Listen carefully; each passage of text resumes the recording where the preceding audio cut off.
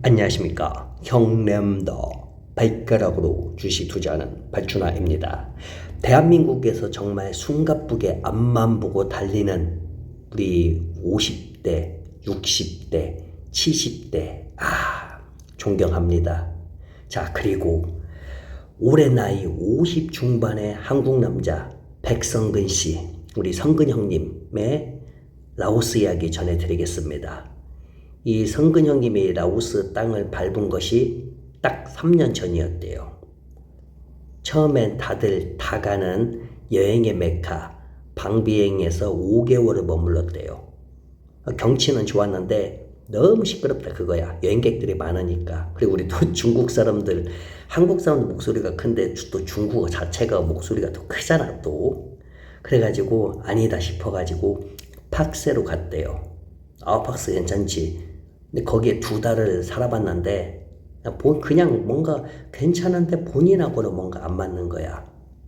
그래서 사바나카세 주도에 어디야? 카이손폼비안으로 간 거예요. 그런데 거기도 옆에가 태국 묵다안이잖아요. 근데 뭔가 좀 너무 심심해. 근데 본인이 심심한 것을 좋아해요. 그런데 뭔가 다른 심심함이래요. 그래서 본인이 원하는, 그래도 또 카이슨 폼비암은 강아지, 골목길에 강아지가 너무 많아요. 저도 인정. 조용하지만 거기가, 뭔가 좀 이상해. 그렇다고 뭐 나쁜 곳은 아니에요. 왜냐면 카이슨 폼비안에서 잘 사는 한국 분들도 꽤 많으니까. 자, 그래서 본인이 원하는 은퇴이민은 이런 게 아니라 생각을 하고 또 오토바이를 타고 또 여기저기 가다가 결국은 라오스 국경 마을 한 정거장, 한 마을 앞에, 라오스 국경 마을의 마을 하나 앞에서 본인이 멈췄다 그거예요. 멈춘 이유는 너무 어두워서 헤드라이트를 켰는데도 완전 깡촌인데 이 자동차가 오잖아요. 근데 안 보여. 그리고 바닥에 벙커가 되어 있잖아. 라오스 바닥은 길이요. 벙커가 너무 많으니까 너무 위험해서 멈췄어요. 그래가지고 일단 집부터 찾았다 그거예요. 게스트하우스. 잠은 잘 거 아니에요.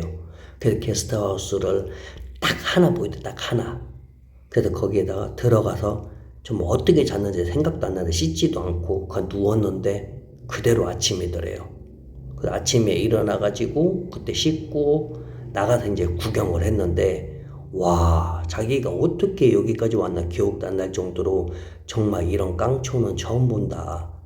그래서 이제 근처 식당을 하나 찾고 밥을 먹고 오토바이를 끌고 이제 국경까지 가본 거예요. 그래도 국경이니까, 베트남 국경이니까 베트남 사람들이 꽤 있는 거예요. 장사하는 사람들이에요. 그러나 동네 자체는 깡촌인데 베트남 사람들이 장사를 하고 있다. 왜냐면은 거기서 넘어오는 버스들이 있잖아요. 베트남에서 라오스 오는 버스들도 있을 거고, 또 국경에서 무역하는 사람들도 있고, 옷가게 같은 거 하는 사람도 있고, 그게 이리저리 베트남 사람들 꽤 있어요. 모든 국경들이 다 베트남 사람들이 많아요. 자, 그래서 본인의 이제 다시 오토바이 타고 국경에서 본인 집까지, 본인 게스트하우스까지 한 오토바이 타고 한 12분 정도 걸린다 그거예요. 가깝죠. 근데 본인이 있는 곳은 게스트하우스가 너무 좋다 그거야. 게스트하우스 좋은 게 아니라 마을이 마을 분위기가 너무 좋대요. 일단은 조용하고 산도 많고 풀소리도 나고 그래가지고 여기에 이제 취해버린 거야. 그래서 게스트하우스에다 일단 짐을 놓고 뭔가 좀 여기서 좀 살면 괜찮을 것 같은 느낌이 들어가지고 이제 집을 돌아다녔다 그거예요. 그래서 한 달 만에, 한 달 만이면 꽤 찾은 거예요. 그래서 이제 집을 구했어요. 집을 구했는데 단독으로 되어 있는 집을 한 달에 15만 원. 집주인에게 3개월치를 45만 원을 선납을 하고 이제 살았대요. 이게 막 푸른 대자연 속에 나만의 요새를 들었다. 그 완전 요새 속에 있나 봐요. 그러니까 한국에서는 상상할 수도 없는 그야말로 최고의 가성비 은퇴 생활을 시작을 했다 그거죠. 그렇게 한 3일 됐는데 오전에 새소리 들으면서 깨어나는 일상인데 자기 집 앞에 사람이 지나가더래요. 막대기 들고. 그래서 누구지 해가지고 후딱 나가서 봤더니 여자 하나가 왼손으로 남자의 아기를 손을 잡고 가는데 여기도 또 죽순이네.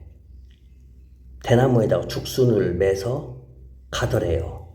그래서 불렀죠. 불러가지고 죽순 달라고. 이 한국분 죽순 자체를 원래 한국에서 좋아한다 그거예요. 라오스에서도 또 죽순으로 음식이 많으니까 죽순 자체를 좋아하니까 이제는 앞으로 집에서 해 먹으려고. 그래서 이제 죽순을 사려고 하는데 둘 다 이 꼴이 말이 아니다 그거야. 옷을 얼마나 안 갈아입고 얼마나 안 씻었고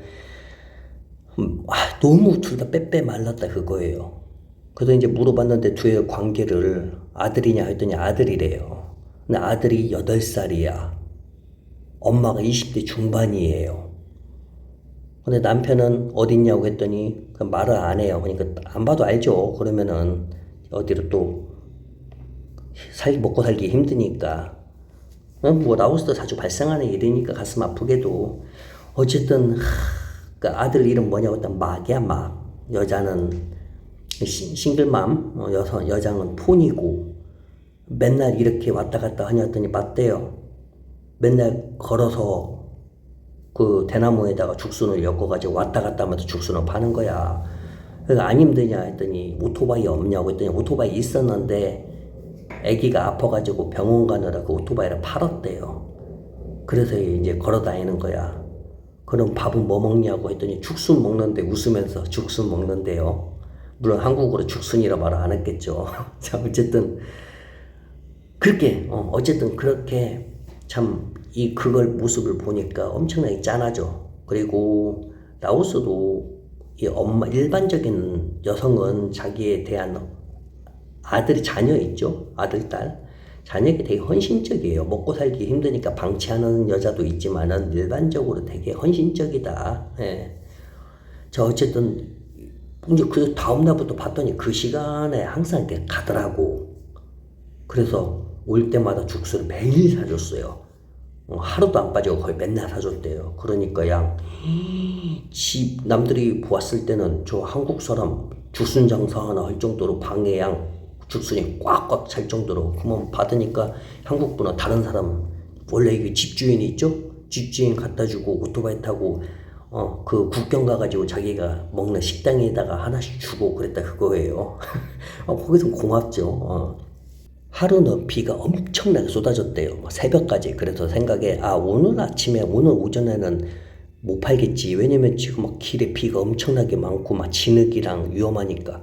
그런데도 비는 그쳤는데도 아기를 데리고 죽순은 팔로 또 대나무에도 엮고 가는 거야. 그게 너무 짠한 거야. 그래가지고 그 대나무 엮여 있는 죽순을 다 사주고 집에 데리고 들어왔어요. 그래서 집에다 놓고 삼겹살을 국경에서 산 삼겹살을 구워준 거예요.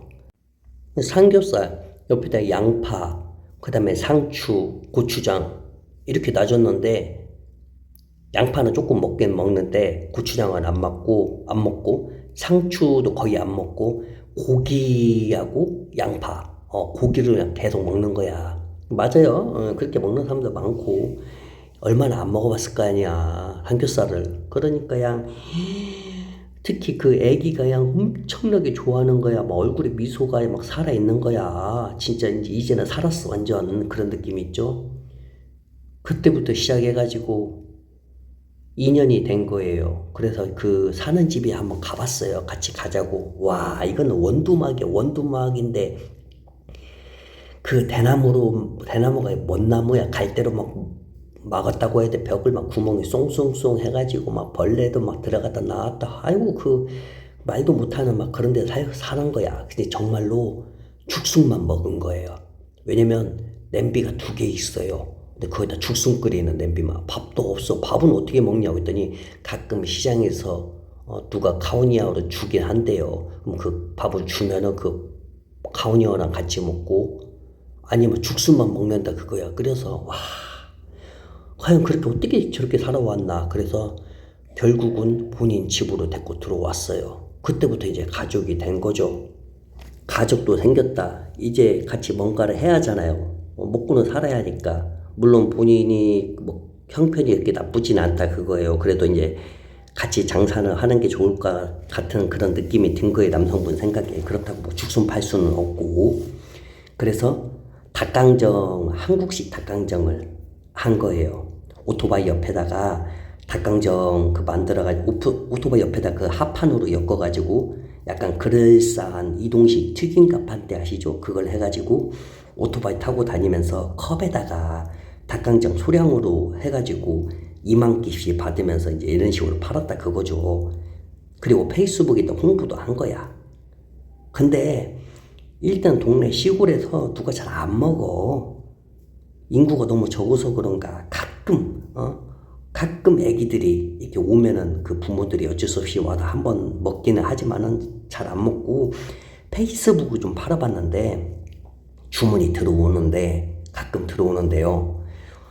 원하는 장소가 오토바이 타고 3시간 30분 떨어진 막 저기 막 그 어디야 막 세노 아니면 막 카이손 폼비안 묵단 옆에 있는데 그런 데서 주문이 들어오기도 하고 어질어질하죠.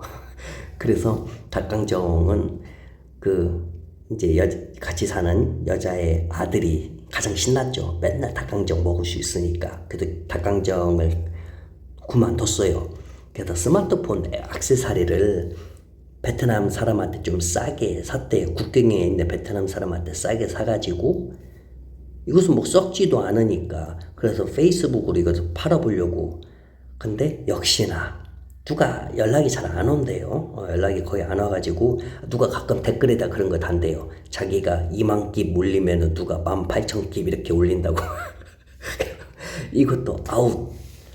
그래서 뭐 할까. 그래서 반미를 좀 생각을 해봤는데 반미는 아시잖아요. 또 그게 또 아침부터 일어나서 이 조미료가 아니야. 그 원재료.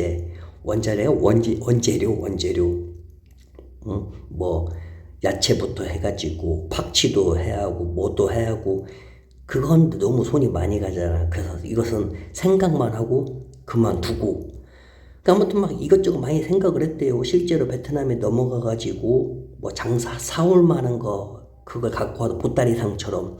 근데 그것도 이미 또 베트남 사람들이 대부분 다 하고 있어요. 그러니까 국경 근처는 베트남 사람들이 또 꽉 잡고 있다 그거야. 그래서 뭐 할까 고민한 찰나에 그냥 자기가 그냥 물어봤대요. 여자친구죠. 같이 사는 여자친구한테 혹시 카오비약 이거 만들 줄 아냐고 했더니 자기 만들 줄 안대요. 그러면 카오비약 팔아볼라 했더니 웃으면서 같이 팔재요. 그래서 시장에 갔는데 시장은 다들 알다시피 어떤 데는 하루에 한 번씩 돈 받는 데도 있어요. 하루에 한 번씩. 왜냐면 이 라오스 사람이 가끔 야채가 있을 때는 가서 팔고 없으면 안 팔고 해가니까 하루에 한 번씩 돈 받는 데도 있어요. 뭐 한국처럼 막 한 달 내내 그 시장에서 상주하면서 그 뭘 안 파는 사람들이 많단 말이야. 근데 또 어떤 곳은 또 한 달에 한 번씩 돈을 받는 데도 있어요. 왜냐면 거기 아예 입점한 그 사람들이 있잖아요. 상가. 그 안에서 뭐 물건 파는, 막 이게 뭐 플라스틱이든지 뭐 밥상이든지 그런 사람들은 거의 입점한 거니까 그런 사람들은 한 달씩 또 돈을 받는 데도 있고 자기들은 하루에 한 번씩 돈을 내도 되지만은 그냥 일주일에 한 번씩 돈을 준다고 이렇게 말을 하고 해봤는데 이게 팔리는 거야. 이게 카오비약이 팔리는 거야. 본인이 진짜로 생각도 못했대요. 솔직히 누가 얼마나 먹겠어. 이 시장 와가지고 카오비약을. 이 시장도 작은데 근데 정말 카오비약을 먹는다 그거야. 사람들이 와가지고. 그러니까 이게 참 신기하다. 라오스가 좀 신기해요. 카오비약을 그렇게 많이 먹어. 저렴해서도 또 그렇게 또 저렴하지도 않아. 솔직히 말해가지고 양에 비하면. 물론 라오스 사람들 체형이 뭐 좀 작지만은 어쨌든 이게 먹는 거야. 그렇게 일주일을 팔았는데요. 흑자야, 흑자. 생각지도 못한 사업이지. 본인은 뭔 사업이야. 본인은 생각지도 못했다 그거야. 그게 설마 그렇게 팔리겠어 했는데 정말 그게 흑자야. 본인이 했던 사업은 다 망했고. 그래가지고 아침에 여자친구를 시장까지 태워다 주고 여자친구는 사업 이제 그 장사 준비를 하고 그 애기 있죠. 애기를 동네에 베트남 애기들도 많이 가는 라오스인데 라오스 정부에서 하는 학교인데 베트남 애들도 많아요. 그래서 거기다가 왜 배워야 할 거 아니야. 공부는 해야 할 거 아니야. 애가 처음에는 본인이 좀 가르쳤대요. 유튜브로 라오스 관련된 거, 애기들 나오는 거, 그거, 동화 같은 거, 그거 틀어줬는데 잘 안 하는 거야. 그래가지고 수소문을 해가지고 학교에다 넣어버린 거죠. 어차피 돈은 별로 안 되니까. 자, 그래서 이제 우리 한국분의 인생이 진정한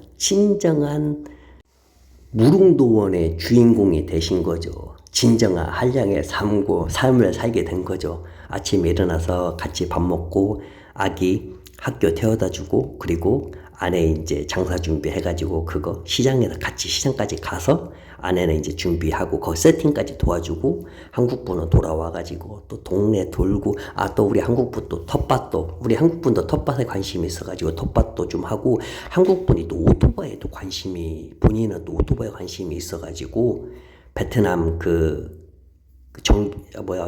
베트남 오토바이 고쳐준 수리점 있죠? 거기에서 그냥 돈은 안 받고 무료로 좀 더 배우면서 본인이 뭐 관심이 있지 그렇게 잘하는 건 아니니까 그래도 그냥 무료로 그 기술 배우는 거야 도와주기도 하고 그런 식으로 너무 행복하게 지내고 있다 그거죠. 참 다행이네요. 예. 그래서 라오스에서 좀 고생을 해야 돼요. 처음부터 행복할 수는 없다. 하지만 라오스에서 수업료도 내면서 고생을 좀 하면은 결국 또 좋은 일이 많이 찾아온다 그거죠. 이분 축하드립니다.